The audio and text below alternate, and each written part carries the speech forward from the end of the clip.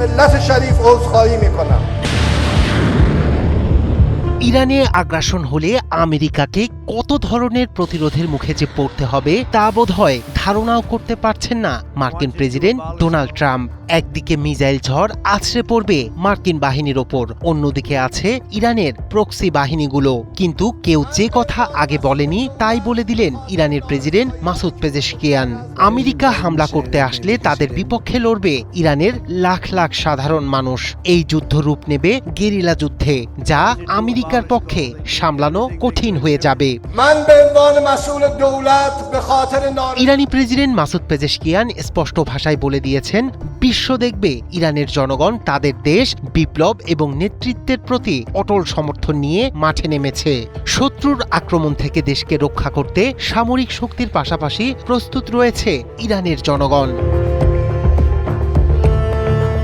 1979 সালের ফেব্রুয়ারিতে আমেরিকা সমর্থিত পাহলভি শাসনের পতনের মধ্য দিয়ে ইসলামী বিপ্লবের বিজয় নিশ্চিত হয়। নির্বাসন থেকে দেশে ফিরে আয়াতুল্লাহ খোমেনির নেতৃত্বে প্রতিরোধ আন্দোলন দ্রুত শক্তিশালী হয়ে ওঠে।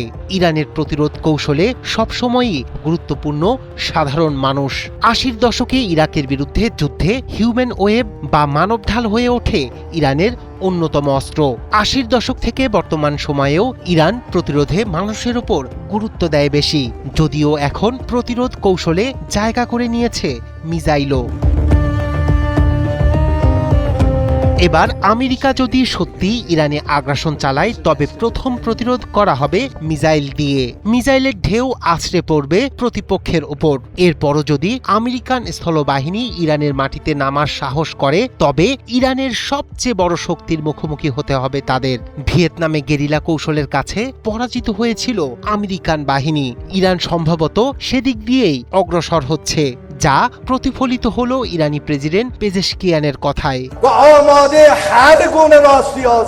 তিনি হুঁশিয়ারি দিয়ে বলেছেন, ইরানের বিরুদ্ধে কোনো আগ্রাসন হলে শুধু সামরিক শক্তি দিয়েই নয়, জনগণও অংশগ্রহণের মাধ্যমে প্রতিরোধ গড়ে তুলবে। তার মতে, আমেরিকা যদি ইরানে হামলা চালায় তাহলে ইরানের সামরিক বাহিনীর পাশাপাশি সাধারণ মানুষও গেরিলা কৌশলে প্রতিরোধ গড়ে তুলবে।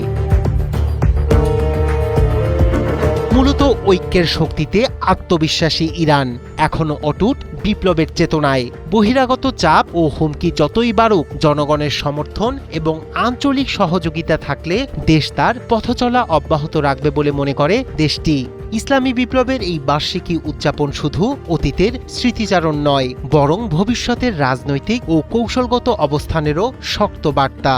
من به عنوان مسئول دولت به خاطر نارسایی‌هایی که وجود داره از ملت شریف عذرخواهی میکنم.